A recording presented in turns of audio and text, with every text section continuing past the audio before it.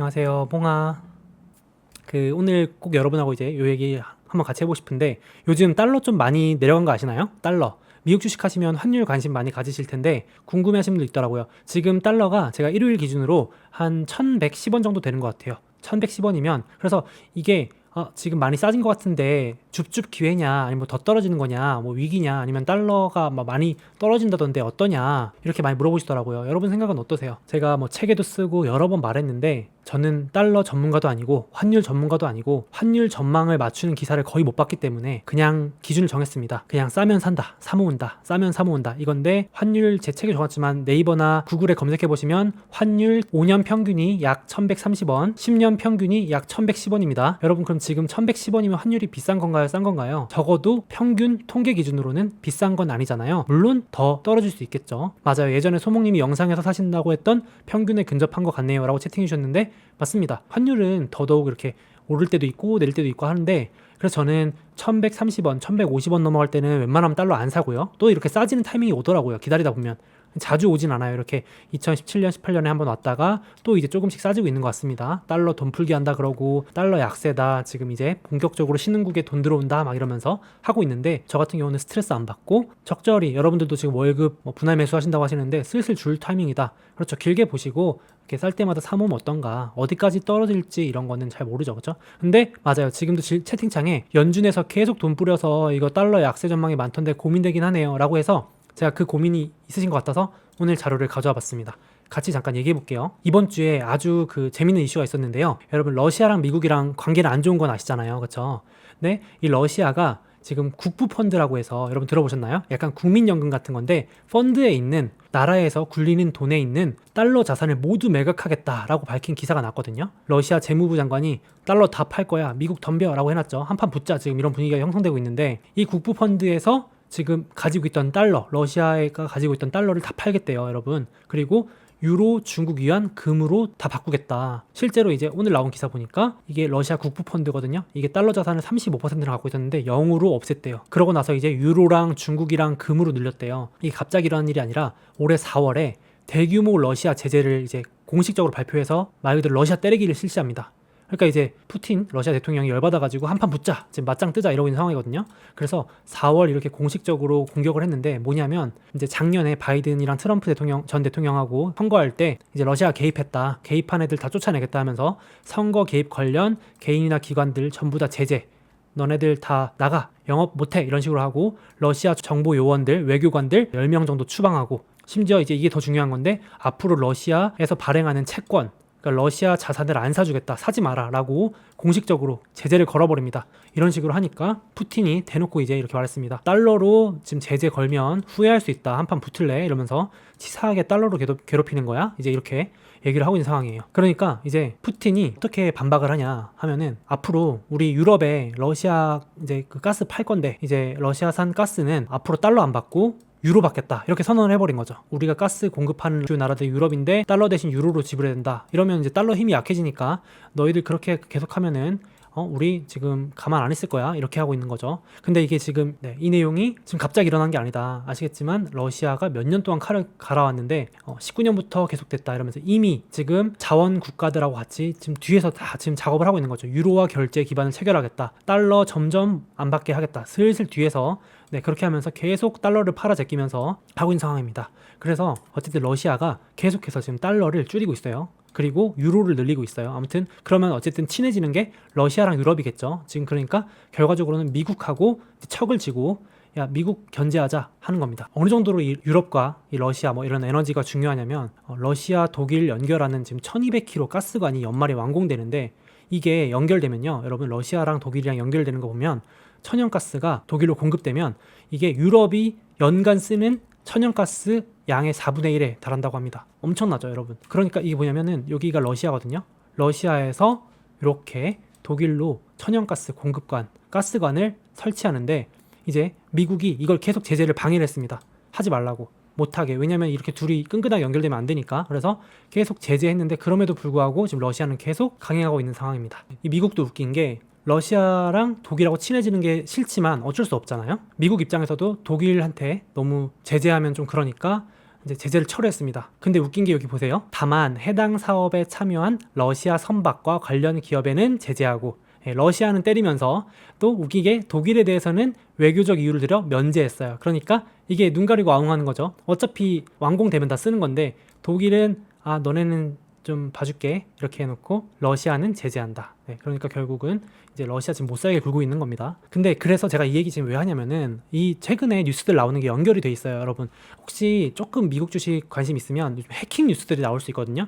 그래서 뭐 사이버 보안 주식들을 사야 된다 이런 유튜브도 막 나오던데 이게 연관이 돼 있는 게 보세요. 5월 7일 날 미국 최대 송유관이 해킹당하는 일이 일어났습니다. 그러니까 미국에서 이 파이프라인으로 이렇게 예를 들어서 서울에서 부산까지 가스, 오일 보내는 이 파이프라인인데 이걸 누가 해킹한 거예요. 그래서 순간적으로 정지되고 그래서 난리 났던 적이 있었거든요. 이제 미국이 조사해 보니까 이제 이 해킹을 러시아가 한 것 같다라고 하면서 배후 지목한 겁니다. 근데 기사가 좀 웃긴 게 바이든 대통령은 러시아가 연루됐다는 증거는 없지만 러시아는 책임이 있다라고 지적을 막 했어요. 그러니까 아무튼 러시아가 싫은가 봐요. 근데 확실하진 않은 건가 봐요. 근데 어쨌든 이렇게 됐는데 이걸로 끝나는 게 아니고 또 2주 있다가 5월 30일 날 미국 최대 정육회사 해킹 사건이 있었습니다. 이거 이번 주에 나온 기사였는데요. 이제 FBI까지 들어가서 조사해보니까 뭐 어쨌든 기사에 따르면 이 정육회사 해킹은 러시아 연관 조직의 소행이다. 대가 치르게 하겠다. 끈질기게 추적해서 법적 책임을 묻겠다. 이렇게 하고 있습니다. 이 회사가요, 미국 육류 생산의 약 5분의 1을 차지하는 엄청난 거대한 육류 공급 회사예요. 근데 이제 이걸 해킹을 했다. 해킹을 해서 유통도 제대로 안 되게 하고 순식간에 이제 냉장고도 문제 생기게 하고 이러면 공급에 차질이 생기잖아요. 되게 미국의 생활 필수, 아까는 에너지 해킹하더니 이번에는 고기까지 사람들의 생활 필수적인 부분을 건드리는 거죠. 그래서 이제 백악관이 이 랜섬웨어라고 하는 이 해킹 공격의 뒤에 러시아에 기반을 둔 것으로 보이는 한 범죄 조직의 금품 요구가 있었다라고 밝혀서 이제 슬슬 러시아가 배후에 있구나라는 게 조금씩 드러나고 있습니다. 채팅창에 소목님 얘기 듣고 보니 방산 ETF에 보안주도 들어갈 것 같아요. 맞아요. 좀 갈등이 스물스물 올라오고 있어서 여러분들이 오늘 이 얘기 한번 들어보시면 좋을 것 같아요. 방산주, 뭐 사이버 보안주 이런 것들도 뉴스가 슬슬 나올 수도 있으니까 같이 한번 보겠습니다. 심지어 이제 이번 주에는 여객선, 뉴욕 지하철까지 공격했다는 기사가 나옵니다. 이제 해킹 배후 보니까 역시 중국, 러시아가 있었다. 이번에 밝혀진 건데 4월에 뉴욕 시민의 발이잖아요. 이 지하철 시스템에도 이제 러시아, 중국이 들어와서 해킹했던 사례가 밝혀졌습니다. 이게 먼저 뉴스 기사로 보도가 되니까 이 뒤늦게 뉴욕 교통 당국이 인정했어요. 사실 4월에 해킹건이 있었어 이러면서. 그리고 페리 운항사, 교통수단용 여객선까지 이제 해킹해가지고 막 발권에 문제 생기고 이런 것들이 있었습니다. 그래서 보시면 문제가 심각하죠. 지금 심상치 않죠. 이게 물밑에서 이렇게 일어나는 게. 그래서 이게 뉴스가 따로따로 나온 거 보시면 잘 이렇게 와닿지 않으실 텐데 이렇게 모아서 보면은 지금 나름 지금 미국하고 러시아가 총칼만 안 들었지 지금 나름 엄청난 싸움을 하고 있는 게 좀 느껴지실 겁니다. 그러니까 이제 러시아 입장에서도 미국이 계속 견제하니까 해킹도 하고 하지만 같은 공동의 적이 미국인 중국을 찾아가죠. 그래서 이제 러시아 외무장관이 중국한테 가서 계속해서 지금 뒷작업을 하는 거죠. 야, 미국을 못 살게 굴려면 결국 기축통화를 뺏어와야 돼. 달러를 뺏어오자. 그러면 에너지 패권도 좀 우리가 가질 수 있고 국방력도 가질 수 있을 거야. 이렇게 지금 이제 작업을 하고 있는 겁니다. 이제 오늘 기사 났습니다. 중국 외교장관이 러시아에 미국의 패권을 함께 막아야 된다. 이제 악수까지 합니다. 러시아 외무장관과 중국 외교부장 이제 그쵸? 같이 어차피 우리 공동의 적이면 우린 한편 아니야? 이렇게 하는 정말 무슨 뭐 영화나 드라마 같은 일이 현실에서 일어나고 있습니다. 지금 이제 이런 기사들을 알아두시면 좋은 게 곧 있으면 큰 행사가 있습니다. 크다면 큰 행사인데 6월 16일 아직 조금 남았죠? 바이든 대통령과 푸틴 러시아 대통령의 첫 오프라인 미팅이 이제 나옵니다. 스위스 제네바에서 제3국에서 만나기로 했거든요. 이제 만나가지고 이제 정상회담을 하기 전에 서로 지금 엄청 견제하는 겁니다. 이제 그래서 중국도 이제 계속 기사 내는 거예요. 미국의 패권 억압 중단하고 언행 일치해라 이러면서 이제 러시아한테 힘 실어주고 있는 모습입니다. 그러니까 마침 중국도 요즘 막 미중 갈등 이런 뉴스 많이 나오잖아요. 트럼프 때도 그랬지만 중국도 이거 계속 견제받던 상황이니까 어떻게 견제받냐? 지금 총칼만 안 들었지. 러시아는 채권 안 사주고 자산 안 사주고 자본주의에서 이 금융하라고 공격하는 게 더 무서운 거잖아요. 그리고 디지털 위안화. 그러니까 지금 중국이 기축통화 만들려고 막 달러 패권 뺏어오려고 계속 시도하고 있잖아요. 뒤에서 설명할 거지만. 그래서 디지털 위안화라는 걸 만들려고 하는데 지금 미국이 계속 제재 견제하고 있습니다. 너네 그런 식으로 하면 우리 거래 안 할 거야. 거래 끊어버린다. 블랙리스트 만들 거야. 미국 상장한 기업 다 쫓아내버린다. 계속 이러고 있는 겁니다. 그래서 이제 제가 중국 디지털 위안화 이 얘기도 잠깐 해보려고 하는데요. 이제 달러 약세와 관련된 얘기니까 여러분도 아시겠지만은 2008년에 이제 금융위기 있었잖아요. 그때 전 세계가 영향을 받으면서 몰락했었잖아요. 엄청난 폭락이 있었잖아요. 근데 아시죠? 달러 엄청나게 풀어가지고 기축통화인 미국은 먼저 살아났어요.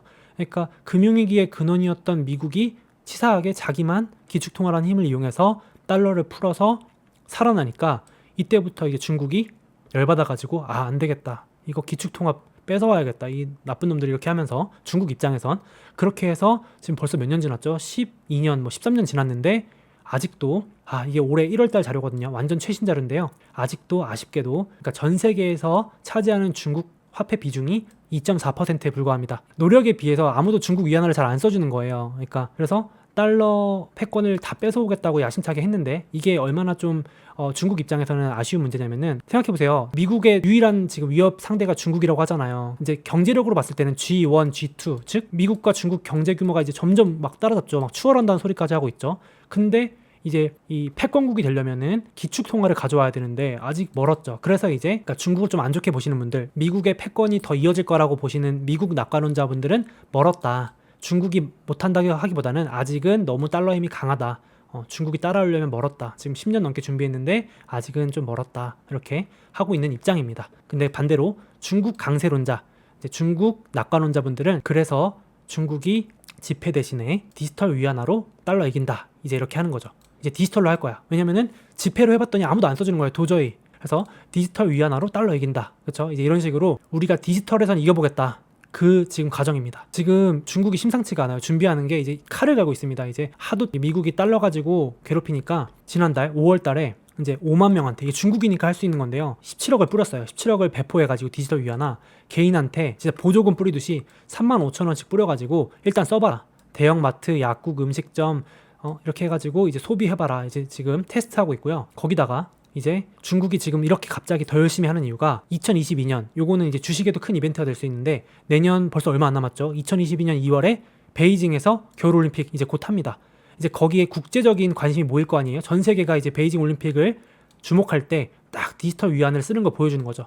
그러니까 관광객들, 방문객들, 온갖 유명 인사들한테 디지털 위안화가 이렇게 좋은 거다라고 홍보하기 좋은 이 이벤트이기 때문에 엄청 심혈을 기울여서 지금 여기를 목표로 1차 목표로 지금 하고 있는 겁니다. 그래서 이제 디지털 위안화라는 거를 2014년부터 체계적으로 준비해서 올해 초에는 베이징 시민한테 아까 배포했습니다. 이게 무슨 말이냐면은 서울 시민들한테 당장 디지털 화폐 주고 이거 쓰라고 이제 강제하는 거예요. 그다음에 어떤 시민 20만 명한테 주고 이제 내년 초 2월에 지금 도입 가능성이 매우 높게 되고 있고 더욱더 속도와 박차를 가하는 이유다 이렇게 볼 수 있는데요. 여기 보시면 미 달러 패권 허물고 14억 인민 감시하는 중국의 최종 병기라고 했는데 이게 좀 웃긴 게 벌써 채팅창에서 말씀하시는데 뭐 비트코인이다 이런 얘기 하시는데 이게 되게 웃긴 게 블록체인 저도 잘 모르지만 막 비트코인 기술이 탈중앙화 이런 말 들어보셨죠? 근데 웃긴 게 이 중국이 지금 하고 있는 디지털 위안화는 전혀 그런 게 아니에요. 무슨 말이냐면 보세요.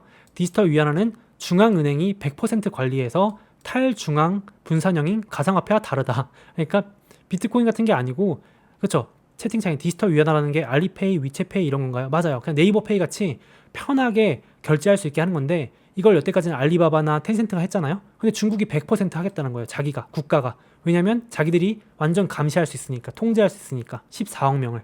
더 무서운 게 신용카드나 계좌 없이 신분증이나 휴대전화만 있어도 쓸 수 있다. 더 무섭지 않나요? 휴대전화만 있어도 쓸 수 있다는 게 휴대전화만 있으면 제가 어딘지 다 감시하겠다는 거잖아요. 그래서 심지어 인터넷 접속이 안 되는 곳에서 사용이 가능하대요. 그래서 얼마나 무서운지. 그래서 전자지갑에 모든 거래 내역이 남아있어서 당국이 언제든지 개별 정보를 실시간으로 파악할 수 있다. 어떻게 보면 진짜 중국이니까 할 수 있는 거겠죠. 중국이니까. 그렇죠? 이 시도 자체를 중국이니까 지금 할 수 있는 거 아닐까 하는데 그래서 재밌는 게 있어요. 채팅창에 벌써 아시는 분 다 아시는데요. 작년까지만 해도 이 알리바바가 이미 그런 걸 하고 있었어요. 그래서 보시면 알리바바 아시죠 여러분? 그 알리페이, 우리나라로 치면 네이버페이부터 무슨 페이 많잖아요. 엄청 편리하게 해서 이 QR코드로 결제를 잘 만들어 놓은 알리바바가 얼마나 잘 나갔냐면 잔고가 424조 원으로서 중국 국영은행들이 예금보다 많았대요. 우리나라로 치면 뭐 신한은행, KB, 하나은행 이런 은행들 다 합친 것보다도 예금을 한 기업이 많이 갖고 있는 거죠. 금융회사도 아닌데. 그래가지고 기억하시는지 모르겠어요. 알리바바의 마윈 회장이 있어요. 마윈 회장이 이제 잘 나가니까 이제 좀 답답하니까 2020년 10월에 작년 10월에 공개 연설에서 중국한테 이제 금융 감독을 비판했습니다. 그런 식으로 하면 안 된다고. 그래서 이제 바로 어떻게 되겠죠? 11월에 이제 불려갑니다. 우리나라로 치면 금감원한테 불려서 면담이라고 했지만 이게 과연 그 면담일까? 우리가 아는 뭐 학생 주임 선생님 면담일까 이렇게 생각해볼 만하죠. 그리고 나서 막 악재가 막 터지는데요. 채팅창에도 알리바바 주가 따윽하시는데요. 알리바바 주가 공교롭게도 잘 오르다가 악재도 별로 없었는데 요날 꼭지 찍은 날이 바로 마윈이 이제 중국 비판하고 잡혀갔다고 한 날입니다. 그때부터 계속 떨어집니다. 작년 2020년 10월 이때가 알리바바의 꼭지였고 지금 속절없이 떨어지고 있습니다. 예, 계속 떨어지고 있어요. 그래서 기사가 좋았는데 여러분 납치설인데요. 등장했습니다. 최근에 5월 달에. 네, 마윈 보시나요? 흰머리 들고 수척해진 마윈 넉 달 만에 등장. 중정부의 미운 털 박힌 마윈 반년 만에 공개석상 등장. 이제 작년에 욕했더니 잡혀간 거죠. 그래서 10월에 이때 이렇게 멀쩡히 양복 입고 있었는데 물론 사진이 그렇게 찍힌 건지 모르겠는데 이제 5월 달에 이렇게 수척해진 얼굴로 나왔어요. 지금 주가 또한 끝없는 면담 중 주가 또한 끝없는 면담 중 중국 당국 의식한 듯 별도 발언을 자제. 예, 그쵸? 그러고 이제 제가 좀 기사 찾아보니까 이런 것도 있어요. 마윈 회장이 알리바바 이렇게 지금 찍혔잖아요. 금융당국 비판해가지고. 그래서 원래 마윈이 은퇴하고 이렇게 대학 총장 해가 대학 세워서 후학 양성하려고 했거든요. 근데 지금 총장직도 뭐 말이 사태지 개인적인 생각인데 좀 쫓겨난 거 아닌가 싶은데 더 무서운 게 지금 이게 뭐냐면 바위에 새긴 대학을 지우는 겁니다. 대학명. 그러니까 마윈이 땡땡 대학이라는 걸 세웠는데 이 이름도 지워버리는 겁니다. 이게 무섭지 않나요? 그 어떤 상징적인 그림 같은데 그 말 그대로 알리바바의 마윈을 지워버리려고 하는 거 아닌가 이런 생각이 듭니다. 기사가 웃긴 게 눈에 띄게 수척해진 데다가 흰머리 또한 대폭 늘어 그간의 당국의 탄압에 상당한 심적 고초를 겪었음을 짐작하겠다 이렇게 좀 그러는데 그러니까 이 얘기를 제가 왜 했냐면은 마윈이 운영하는 이 알리바바나 텐센트가 민간으로 지금 페이 운영하면 더 잘 되고 편하잖아요. 그렇죠? 근데 그거 보니까 안 되겠다 싶어서 완전히 마윈을 이렇게 뭐 없애는 건 아니지만 완전히 이렇게 활동 못하게 할 정도로 철저히 차단시키고 지금 자기네들이 이거 하겠다. 예, 우리가 하겠다. 정부가 하면 이거 완전 통제되고 얼마나 좋아. 이렇게 해서 이제 하는데 이 큰 꿈이 뭐냐면 역시 이제 중국 경제 의존도가 높은 중국한테 잘 보여야 되는 동남아시아 국가 먼저 디지털 위안화라는 거 시키고 말씀하신 대로 그냥 중국 공산당 페이라고 보시면 돼요. 그렇죠? 그래서 사용을 장려한 후에 이를 전체 세계로 확대하겠다는 의도로 풀이된다. 이게 중국의 지금 야심입니다. 내년 2월까지 이런 기사들이 많이 나오겠죠. 그렇죠. 뭐 텐센트는 중국에서 아무래도 공산당원이잖아요. 텐센트 회장, 마와텅 회장이. 그래서 텐센트는 잘 살아남고 있는 것 같습니다. 기축통화가 이제 넘어오는 거 아니냐 하는데 개인적으로는 저는 좀 그렇게 생각하지 않는 게 미국도 가만히 있지 않고 특히 기축통화만큼은 미국이 넘겨주기 쉽지 않다고 생각합니다. 디지털 달러로 맞불. 지난달이죠. 5월에도 제롬 파월 의장은 지난달 이제 청문회에서 디지털 달러 연준도 가만히 있지 않겠다. 연준의 우선순위 사업 중 하나다. 올해 중 디지털 달러 시범 사업 추진하겠다. 중국이 그렇게 하게끔 가만 냅두지 않겠다. 옐런 미 재무장관 역시 미국인들이 할 수 있게끔 디지털 달러를 이제 할 수 있다 이렇게 생각을 한다 이렇게 밝혔습니다. 그래서 이런 상황이고 아까도 말씀드렸지만 6월 16일 이제 스위스 제네바에서 이제 푸틴과 바이든이 만나서 어떤 얘기를 할지 이 전까지 이런 갈등이 계속 이어지면서 좀 달러 뭐 약세 아니면은 에너지 급등 이런 일들 혹은 아까 누가 말씀하셨는데 뭐 보안이나 방산 이런 것들이 좀 갈등 이런 이름이 붙으면 그런 주식들이 또 들썩들썩하기도 하거든요. 그래서 단기 투자하라 이런 말은 아니고 이쪽에 관심 가져두시면 아 이런 주식들이 왜 움직이는구나 라고 한번 알아두시게 좋을 것 같습니다. 그래서 저는 개인적으로 뭐 채팅창에 그래도 뭐 저랑 대부분 생각 비슷하신 것 같은데 또 지금 채팅 안 하시고 봐주시는 분 중에도 생각 다를 수 있잖아요. 뭐 중국이 위협을 주는 것 같다 뭐 이럴 수도 있는데 저는 개인적으로 국방력 기축통화까지 너무 건재해서 쉽게 넘어가지는 않지 않을까 이렇게 생각을 개인적으로 하고 있습니다. 어쨌든 그런 이슈 때문에 달러 약세가 좀 이어질 수 있는데 그럴 때 지나고 나면 매수 찬스더라 저는 그렇게 생각을 합니다. 그래서 혹시나 뭐 달러 약세가 오면 좋은 기회가 되지 않을까 이렇게 마무리해 보겠습니다. 제가 이제 중요한 주식 얘기도 하지만 경제 얘기나 주식 얘기도 하지만 중간중간에 여러분 사연이나 경험담들도 소개하려고 하거든요. 그래서 짧게 써주시고 여기 상품도 드리니까 책 있으신 분들은 지인한테 선물하면 좋잖아요. 그래서 제가 선물 다 보내드릴 테니까 많이 참여해주세요.